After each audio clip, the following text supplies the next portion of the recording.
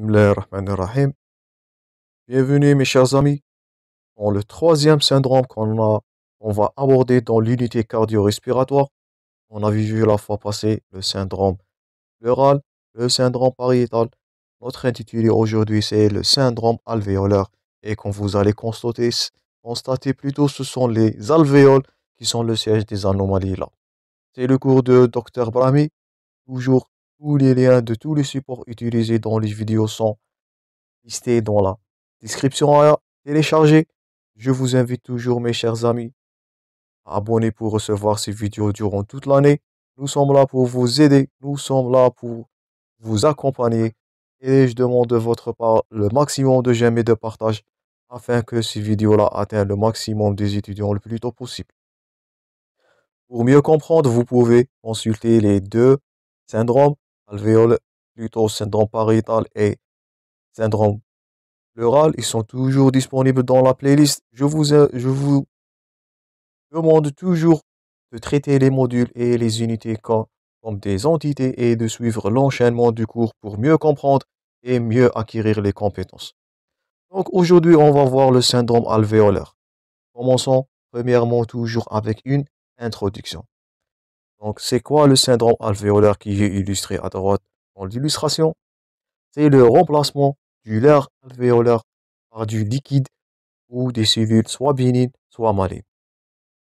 Donc ça, c'est l'aspect du poumon à l'état physiologique. On sait que le poumon, c'est de l'air. Donc on a de l'air, c'est de la clarté. Donc le parenchyme pulmonaire, il va apparaître noirâtre.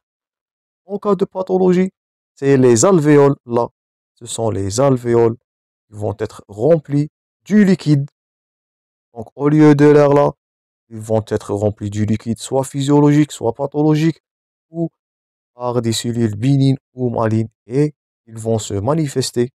Comme définition radiologique, le syndrome alvéolaire, c'est l'aspect, ou bien ce sont les plusieurs opacités qui vont quoi? Ils vont effacer, notez ça bien, je vous invite à prendre note toujours, ils vont effacer le contour des vaisseaux et des branches. Donc là, on ne perçoit pas les vaisseaux et les branches. Là, notez bien, faites attention, on dit que le parenchyme, il est clair, mais il est vasculaire. On a là, on voit les gros vaisseaux, ça c'est du huile. On voit là la trame vasculaire. Donc le parenchyme, il est vascularisé. Donc c'est une clarté, mais elle est vasculaire. On note là la trame. Donc du côté opposé, on note là les vaisseaux et les gros branches. Ils apparaissent à la radiographie standard. Ce qu'il ne doit pas apparaître, c'est le parenchyme. Il est clair, il contient de l'air. En cas de pathologie, les alvéoles vont être remplis du liquide et ils vont donner cet aspect-là. Là, on perçoit mal la trame vasculaire et les branches. Donc ça, c'est la définition radiologique, je répète, du syndrome alvéolaire. Ce sont les manifestations ou les opacités qui vont effacer les branches et les vaisseaux. Ça, c'est physiologique. Ça, c'est pathologique. À cause, bien sûr, c'est quoi? C'est les alvéoles qui sont le lieu de pathologie là. Et la pathologie se varie concernant les causes et les étiologies, comme nous allons voir dans l'enchaînement du cours. Comme deuxième titre, ça suit du rappel anatomique. Donc les alvéoles, donc ça c'est les bronchioles, hein, ça suit du bronchiole terminal. Là, ce sont les capillaires et les alvéoles. Ça, c'est le lieu de la pathologie. C'est au niveau de ces alvéoles-là qu'ils vont subir la pathologie et ils vont être remplis du liquide. Donc ça, c'est physiologique. Ils vont être remplis soit du liquide ou bien par des cellules malignes. Donc là, vous voyez, c'est le changement. Donc au lieu de l'air, les alvéoles là vont être remplis du liquide. Donc ça peut être d'une infection, ça peut être des réactions immunologiques, réactions allergiques. Tout ça, ça va donner des aspects, bien de l'opacité qui va témoigner du remplissage des anomalies des alvéoles. J'espère que c'est clair jusqu'à maintenant. Donc, concernant l'anatomoradiologie, c'est ce que on était en train de parler. Donc, à l'état physiologique, le poumon est constitué d'un milieu équivalent d'air, c'est la clarté là, et plus du milieu équivalent d'eau, c'est les vaisseaux, c'est du sang, ça c'est de l'opacité, ça c'est la trame vasculaire, je répète, physiologique. Donc, normalement, on ne perçoit pas, notez ça bien, on ne perçoit pas le parenchyme pulmonaire à l'état physiologique. C'est de la clarté, c'est l'aspect noirâtre. Lorsqu'on perçoit cet aspect-là, la densité, la clarté au niveau du parenchyme, ça c'est du pathologie alvéolaire là, et on va voir les caractéristiques du bronchogramme et bien sûr de l'alvéologramme. Donc, la trame bronchique, elle n'existe pas dans les conditions physiologiques. On ne perçoit pas les contours des bronches et les alvéoles à l'état physiologique. On perçoit qu'une clarté qui est vasculaire. J'insiste toujours sur ce point-là. C'est primordial pour différencier entre les pathologies. Donc, toujours, j'ai un sujet sain. La trame, elle est de nature toujours vasculaire. Elle représente les vaisseaux pulmonaires, comme je vous ai dit, du il, les vaisseaux, les artères et les veines pulmonaires. Et ça va arrêter à cause d'une diminution du diamètre. La trame vasculaire, là, elle va arrêter au-delà de 10 millimètres de la paroi thoracique, comme illustré là. Donc, au-delà du deux champs pulmonaires, on va voir la raréfaction de la trame vasculaire. Ça, je répète, ça, c'est l'aspect anatomo-radiologique physiologique.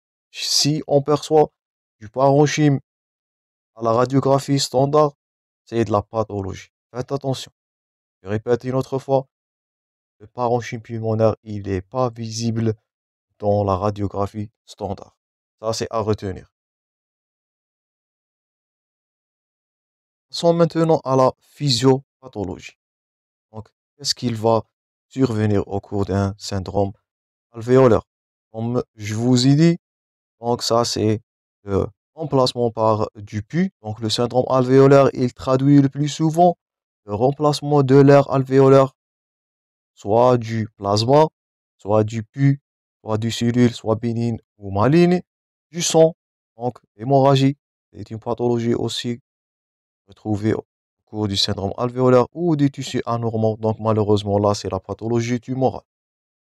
Ce que vous êtes censé de savoir aussi, c'est qu'il y a des pores et des structures. Notez ça bien. Ce sont des questions fréquentes des examens. Ce sont les pores de Kohn, illustrés là en flèche. Donc, ces pores de Kohn là, ils vont permettre la communication intra, ou bien dans le sac alvéolaire, entre les alvéoles. Donc, les alvéoles là, sont illustrés là, ils vont communiquer entre eux-mêmes grâce quoi? Grâce aux pores de Kohn. Ça, c'est les pores de Kohn illustrés là.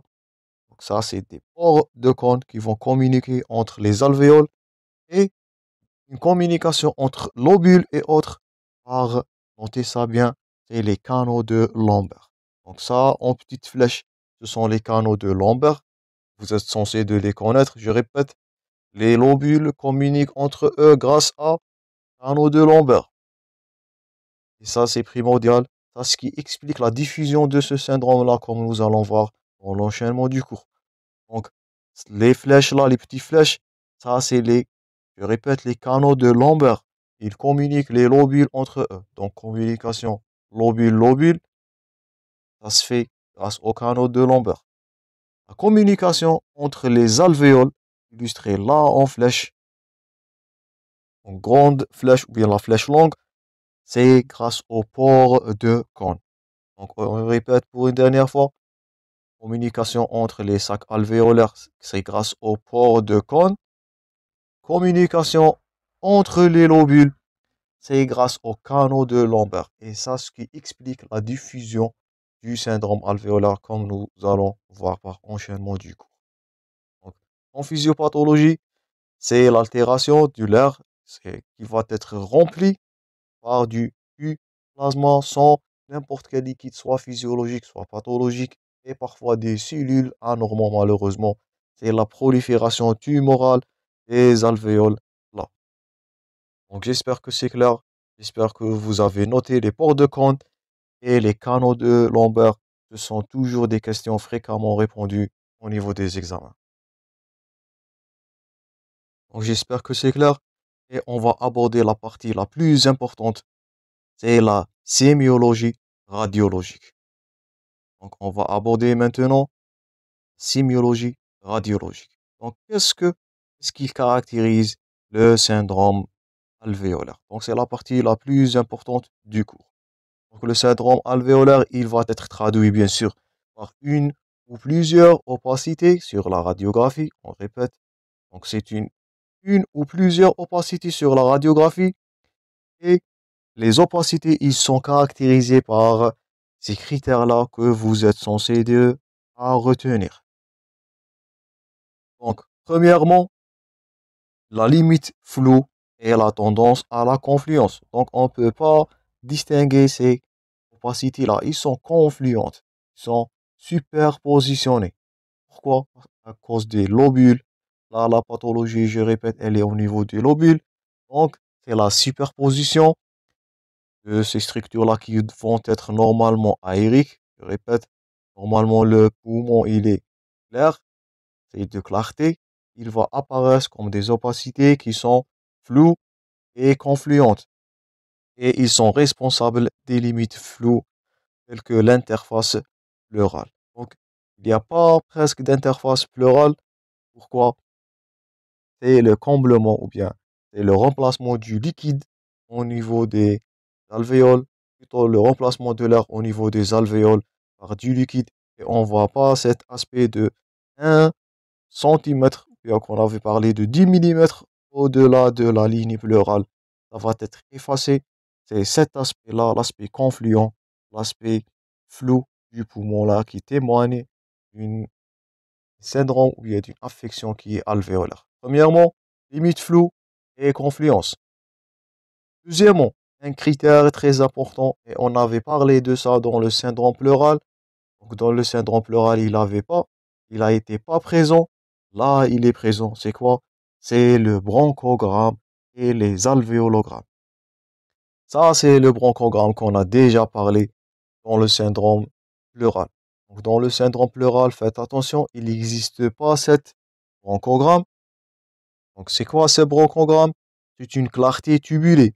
Ça va témoigner de quoi? Ça, c'est bronches, bien les bronchioles qui sont là, vues de clarté. Donc, ils vont créer un contraste entre l'opacité qui va être diffusée au niveau des alvéoles. Donc, c'est une clarté tubulée. Elle est arrondie, elle dessine quoi? Les branches qui vont être de calibre normal. Et le signe, il est d'origine parenchymateuse de l'opacité. Donc l'opacité là, elle n'est pas au niveau des branches, ou bien des branchioles. C'est au niveau du parenchyme. Ce sont les alvéoles là qui sont le lieu de pathologie. Ils vont silhouetter, et ils vont créer le contraste. Alors vous voyez un autre bronchogramme là. C'est une clarté, je répète. Un bronchogramme, c'est quoi? Notez ça bien, c'est une question fréquente d'examen. C'est une clarté tubulée, une branche du calibre normal. Il n'y a pas ici ni de dilatation des branches, ni du mucus, il n'y a rien. Les branches sont intactes. Donc c'est une opacité, plutôt clarté, tubulée, de calibre normal des branches qui sont apparaissent. Pourquoi? Parce qu'il y a de pathologies où c'est au niveau du parenchyme, c'est les alvéoles. Vous voyez là l'aspect flou, l'aspect confluent des tissus ou bien de parenchyme pulmonaire. Donc, il va créer ce contraste-là et on appelle cette clarté, je répète, ça c'est du bronchogramme. J'espère que c'est clair.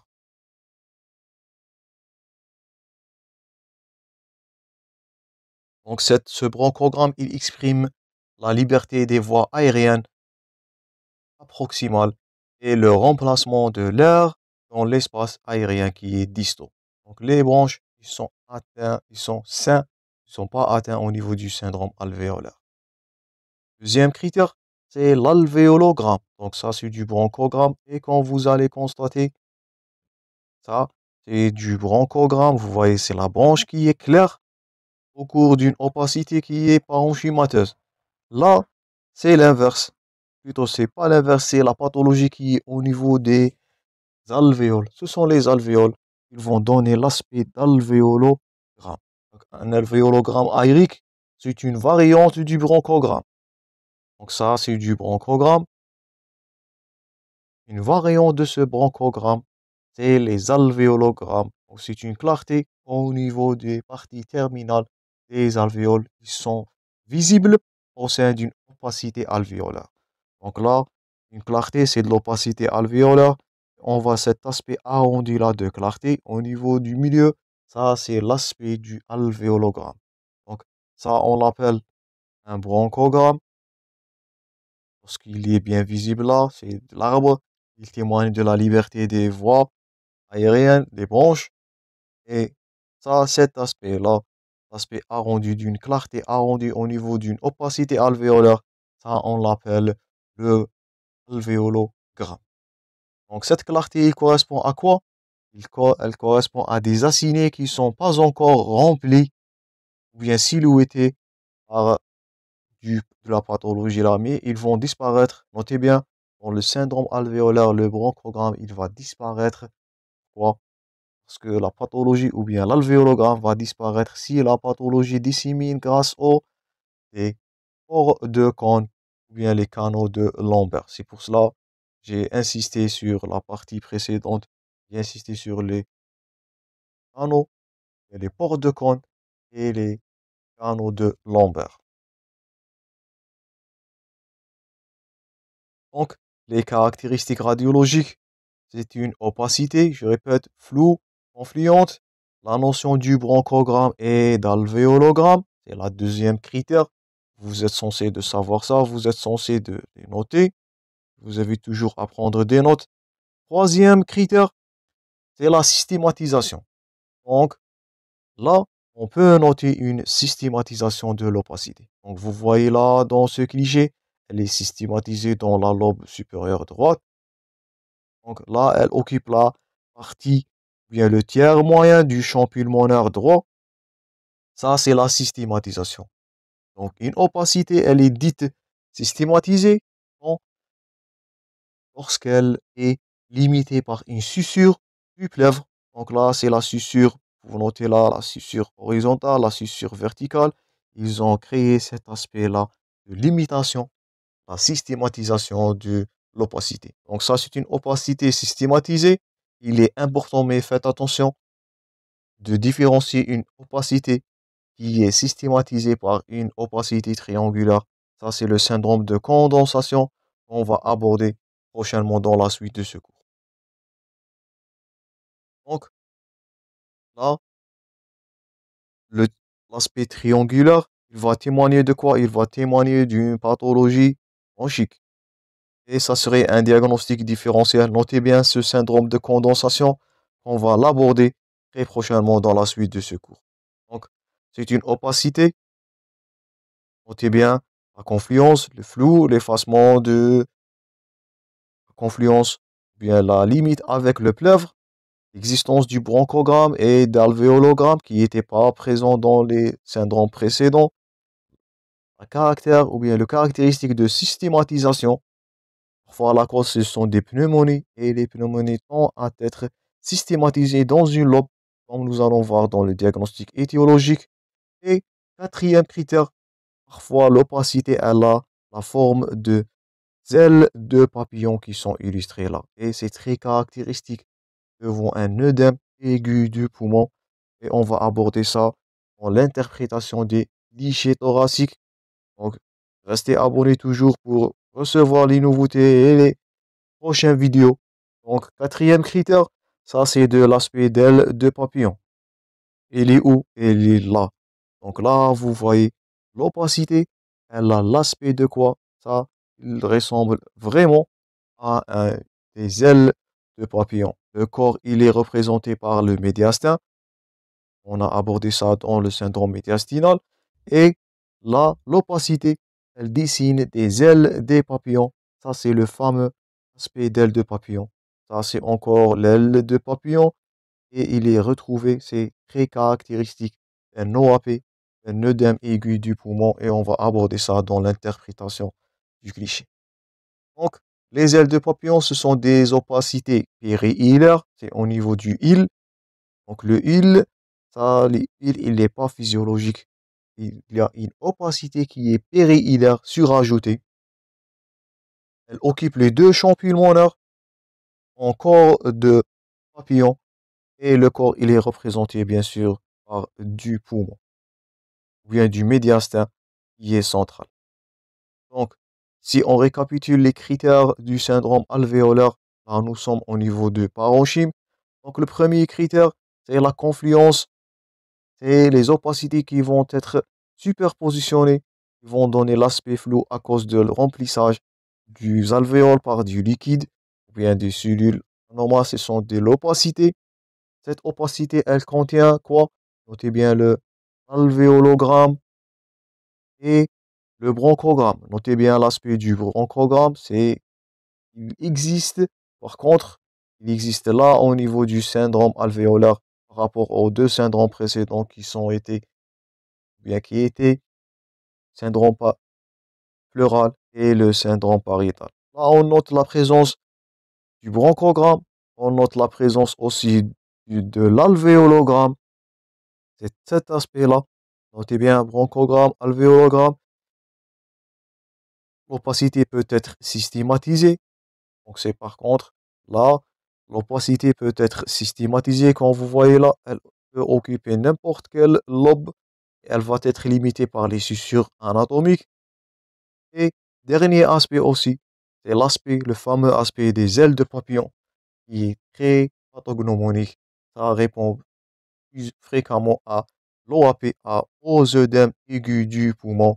Donc tous ces aspects-là sont des aspects d'un syndrome alvéolaire.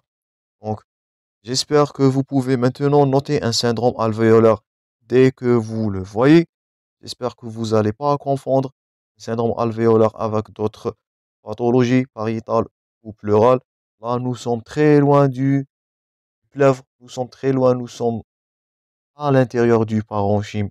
Il va être normalement à l'état physiologique clair et de la clarté, mais une opacité au niveau des alvéoles, ça c'est du syndrome alvéolaire. Donc ça c'était tout pour cette première partie-là. Je vous rencontrerai dans la suite de ce cours où on va aborder l'évolution et le diagnostic étiologique du syndrome alvéolaire et on va parler aussi du syndrome de condensation qui est un diagnostic différentiel avec ce dernier. J'espère que la vidéo a été bénéfique. Je vous rencontrerai mes chers amis dans la suite de ce cours. Je vous remercie pour votre attention. Bon courage, mes chers amis.